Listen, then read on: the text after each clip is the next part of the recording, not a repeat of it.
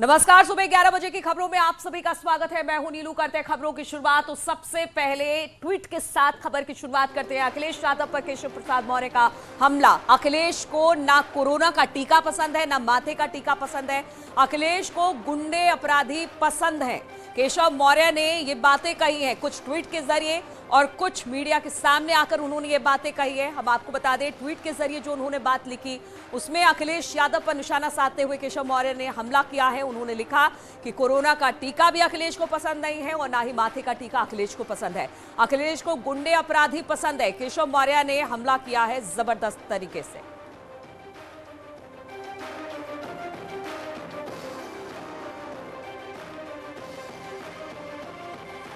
तो अखिलेश पर केशव मौर्य का बड़ा वार। ट्वीट के जरिए उन्होंने लिखा कि ना तो कोरोना का टीका अखिलेश यादव जी को पसंद है और ना ही माथे का टीका पसंद है। उन्हें तो अगर पसंद है तो गुंडे बदमाश पसंद है। इस बात को उन्होंने कहा है। बड़ा हमला अखिलेश यादव पर केशव मौर्य का।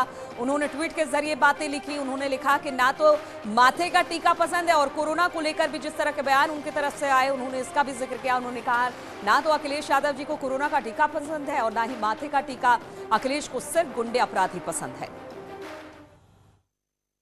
भाजपा जा रही है हर घर द्वार हाथ जोड़ करके वोट मांगने के लिए, लेकिन श्री अखिलेश यादव जी को हाथ जोड़ना नहीं पसंद है, बंदूक दिखाना पसंद है, गुंडों को लाना पसंद है, अपराधियों को लाना पसंद है।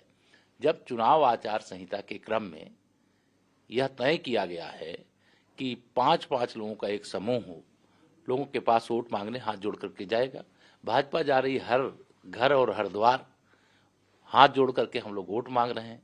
लेकिन श्री अखिलेश यादव जी का पूरा प्लान, अब प्लेन भी उनकी रुक गई, तो प्लेन रुक गई तो उन्होंने भाजपा पे ब्लेम कर दिया। लेकिन मैं ये कहता हूं कि श्री अखिलेश यादव जी, आपकी प्लेन हो, आपका प्लान हो, सब पर रोक 2014 में यूपी की जनता ने लगा दिया है।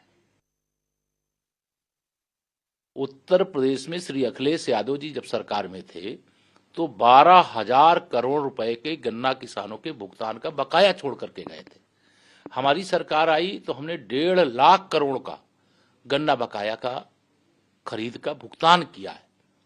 उत्तर प्रदेश भारतीय जनता पार्टी की सरकार बनने के बाद हमारी खरीद भी दुगनी हुई। हम प्रधानमंत्री किसान सम्मान निधि भी दे रहे हैं। बिजली भी जो उनके समय में 4 घंटे आती थी, हमारे समय 18 से लेकर के 24 घंटे आ रही है।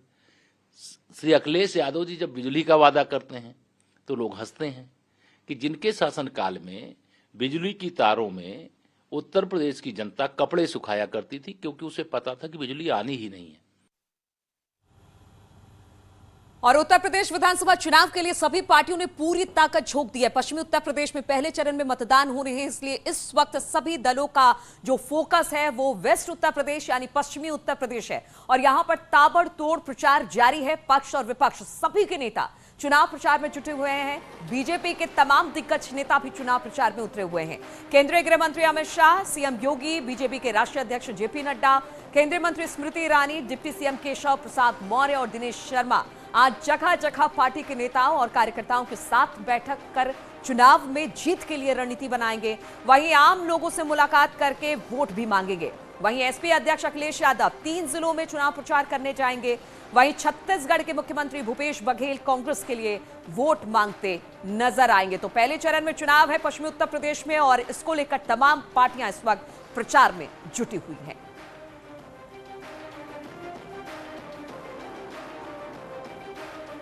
तो कांग्रेस के कैंपेन की बात की जाए, एसपी के कैंपेन की बात की जाए और बीजेपी के कैंपेन की बात की जाए तो हर जगह पर बड़े नेता, बड़े दिग्गज इस वक्त चुनाव प्रचार में उतरे हुए हैं। डोर टू डोर कैंपेन की बात की जाए या फिर लोगों से जुड़ने की बात की जाए या कार्यकर्ताओं को जीत का मंत्र देने की बात की जाए, सभी नेता करें। इसी पर बातचीत करने के लिए उमेश श्रीवास्तव मुजफ्फरनगर से हमारे साथ जुड़े हैं, पवन गौर हमारे साथ सहारनपुर से, दिनेश शाह के इटावा से, सुनील पांडे बागपत से, अलाउद्दीन अयूब गाजियाबाद से हमारे साथ हैं। लेकिन सबसे पहले हम बात करेंगे मुजफ्फरनगर, क्योंकि यहां पर अमित शाह पहुंचने वाले। उमेश, किस तरह की तैयारी है, आज किस तरह का कार्यक्रम रहेगा?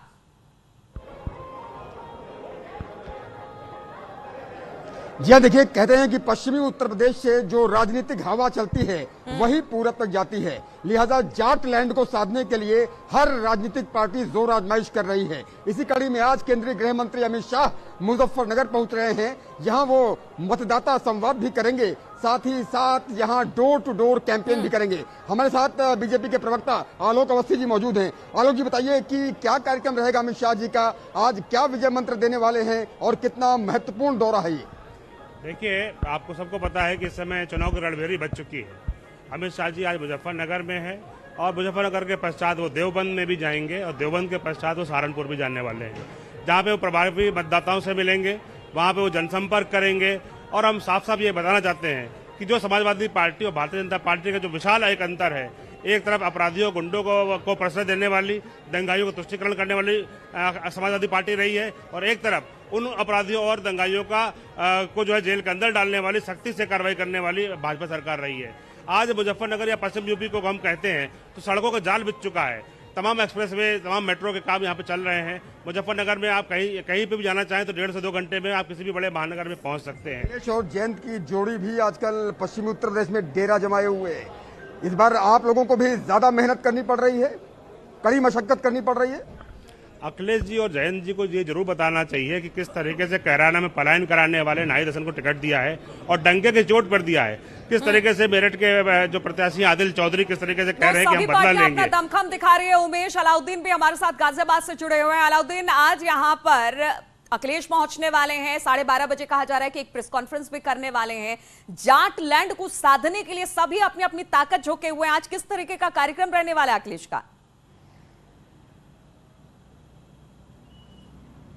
देखिए, पूरे इलाके में करीब 4 दिनों का कुल कार्यक्रम है।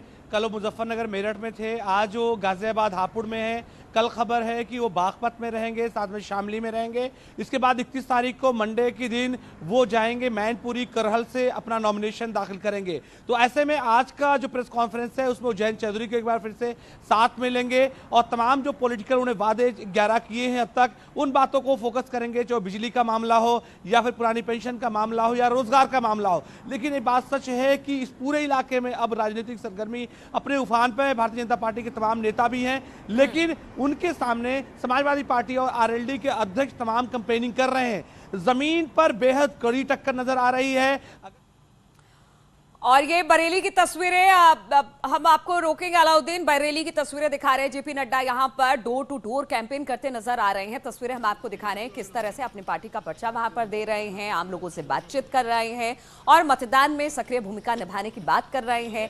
किस तरह के विजन के साथ इस वक्त पार्टी चुनाव में उतरी है, ये भी बताने की कोशिश कर रहे हैं। तो जेपी नड्डा को आप देख सकते हैं, हर एक जगह की तस्वीरें हम आपको दिखा रहे हैं। इससे पहले हमने देखा था किस तरह से भगवान के सामने हाथ जोड़कर आशीर्वाद भी लिया था जेपी नड्डा ने, और अब डोर टू डोर कैंपेन करते दिखाई दे रहे हैं जेपी नड्डा। बरेली में इस वक्त मौजूद हैं, यहां पर इसी तरह से प्रचार चल रहा है। तस्वीरें हम लगातार दिखा रहे हैं और अब हम पवन गौर का भी रुख करेंगे। पवन, यहां पर किस तरीके का कार्यक्रम है आज?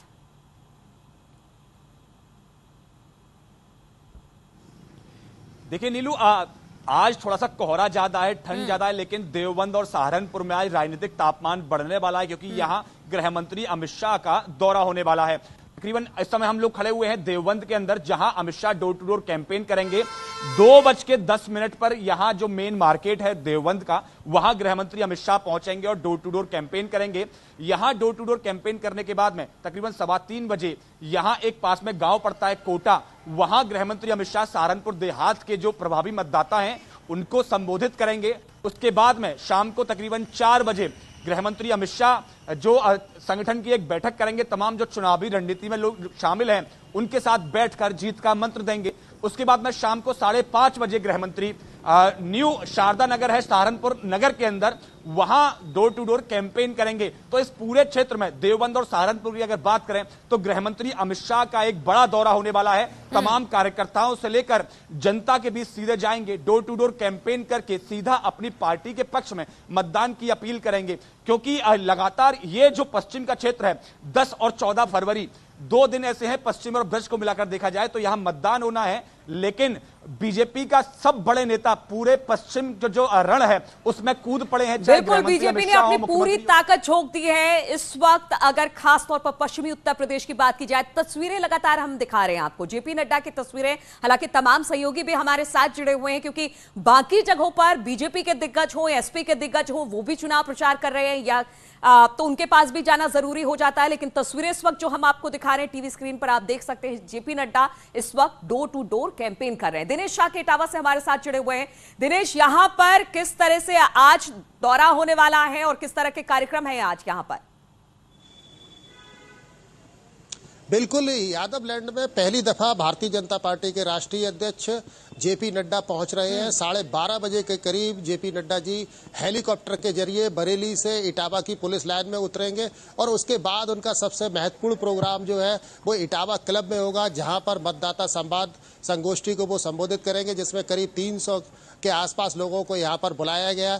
इसके बाद में अमर आशियाना होटल में एक आयोजन रखा गया, जिसमें 50 और 55 के ऐसे कर्मठ कार्यकर्ता भारतीय जनता पार्टी के, उनसे उनको रूबरू करेंगे जेपी नड्डा जी और संबोधन करेंगे। इसके साथ में ही इटावा का एक तकिया ट्रांसपोर्ट इलाका है, जहां पर डोर टू डोर मतदाताओं के बीच जाकर के लोगों से भारतीय जनता पार्टी के पक्ष में मतदान करने की अपील करेंगे और लोगों के बीच में भारतीय जनता पार्टी का प्रचार प्रसार करेंगे।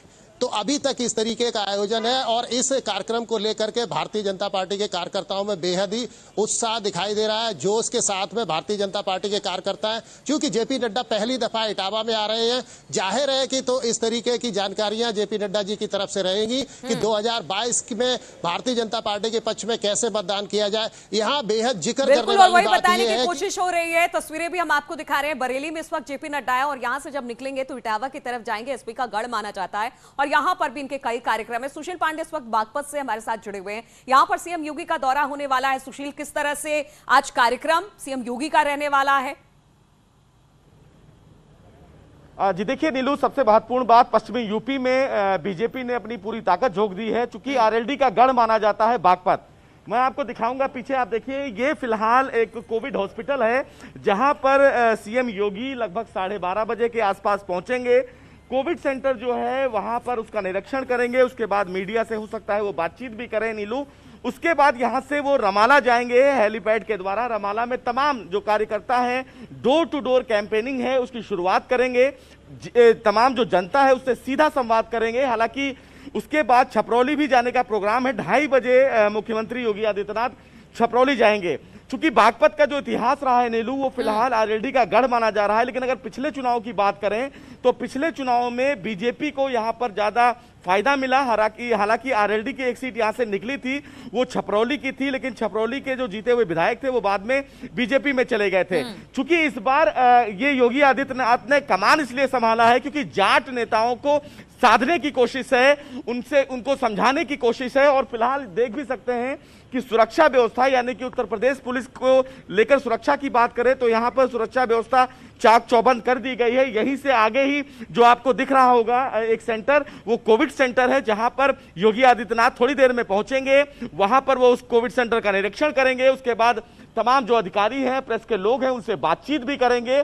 उसके बाद यहां से वो रमाला थोड़ी दूर पड़ता है, यहां से 18 किलोमीटर की दूरी पर पड़ता है, वहां पर वो जाएंगे, जनता से मिलेंगे, डोर टू डोर कैंपेन करेंगे। चूंकि योगी आदित्यनाथ का ये चुनावी और धुआंधार जो दौरा है वो फिलहाल तो आज कह सकते हैं इस जाट लैंड को साधने की कोशिश बीजेपी की है। इसलिए तमाम दिग्गज नेता ने अपने, और खासतौर पर पार्टी ने अपनी पूरी ताकत इस जाट लैंड में झोंक दी है। सबसे बड़ी बात है कि यहां पर जाट और यादव का कॉम्बिनेशन बड़ा इस वक्त निकलकर सामने आ रहा है और एक तरफ एसपी और आरएलडी का गढ़ यह माना जाता है। इसलिए बीजेपी को खासी मशक्कत करनी पड़ रही है, क्योंकि 2017 और 19 में तो बीजेपी के पक्ष में यहां से वोट गिरे थे। लेकिन आगे क्या होगा, क्योंकि किसान आंदोलन के बाद स्थिति थोड़ी सी गड़बड़ाई, जिसको सुधारने की कोशिश बीजेपी लगातार कर रही है। और इसलिए बड़े नेता इस वक्त खासतौर पर पश्चिमी उत्तर प्रदेश में कैंपेन करते दिखाई दे रहे हैं। इस सभी कैंपेन पर हमारी नजर रहेगी। आप तमाम सहयोगी का बहुत बहुत शुक्रिया हमारे साथ जुड़ने के लिए।